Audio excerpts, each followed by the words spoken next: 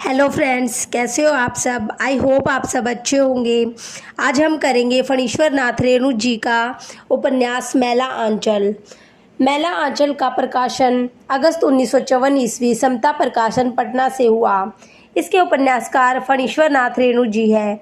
इसमें कुल पृष्ठ 250 है, कुल खंड 2 है, कुल परिच्छेद 67 है। उपन्यास की कथा भूमि उत्तरी बिहार का पूर्णिया अंचल है और कथा काल आज़ादी के कुछ वर्ष बाद का।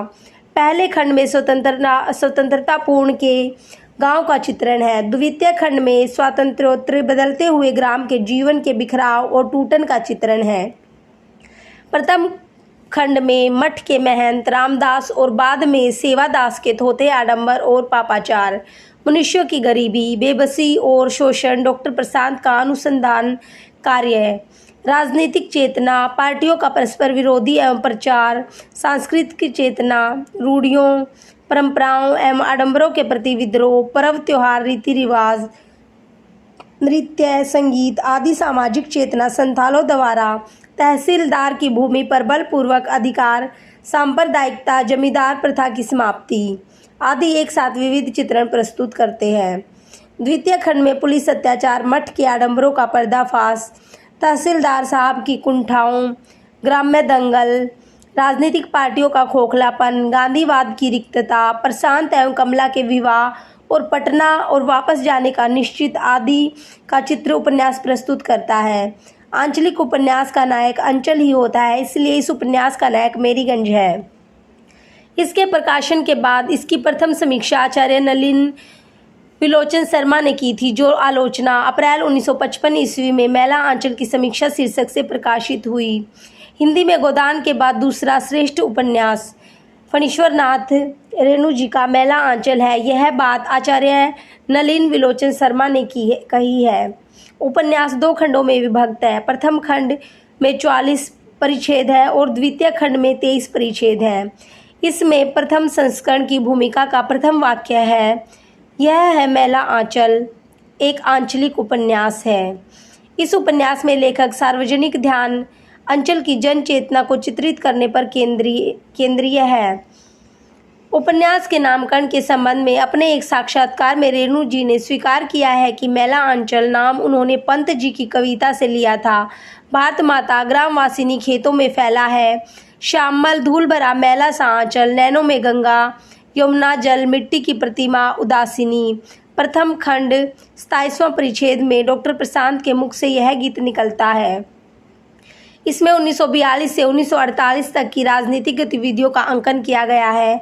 पूर्णिया जिले में स्थान स्थान पर बनी नील की कोठियों का वर्णन है।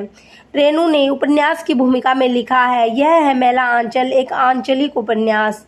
इसमें रेणु ने बिहार राज्य के पूर्णिया जिले के मेरीगंज गांव की गरीबी, जहालत, रोग, अंधविश्वासों, लोक विश्वासों, पिछड़ेपन, आचार व्यवहार, संस्कृति, जीवन पद्धति, उत्सवों, पर्वों, परंपराओं, गीत, संघर्षों, प्रकृति चित्रण के माध्यम से पूरे आंचलिक परिवेश का जीवंत चित्रण किया है।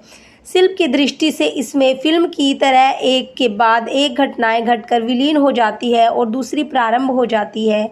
इसमें घटना प्रधानता, नाटकीयता, लोकगीतों और लोक पर्वों, किस्सा गोई का प्रयोग किया गया है। डॉक्टर प्रशांत कमली के दिल की बीमारी को नहीं समझने का कमली ने डॉक्टर प्रशांत को मिट्टी का माधव करने लगती है।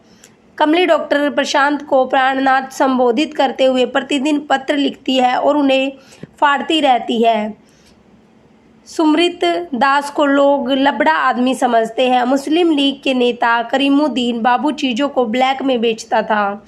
खलियान खुलने के अवसर पर बिदापत नाच का आयोजन हुआ। इस आयोजन का म्यूजिक डायरेक्टर लिबई पासवान था। कालीचरण वासुदेव को कहता है, यही पार्टी असल पार्टी है, गरम पार्टी है। महंगू की बेटी चुमौना विवाह खालसी के साथ कर दे, कालिदास चरण का फैसला।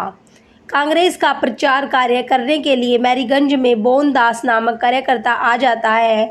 उसके बारे में प्रसिद्ध है कि उसने 1942 में गोरी मिलिट्री को बहुत छकाया था।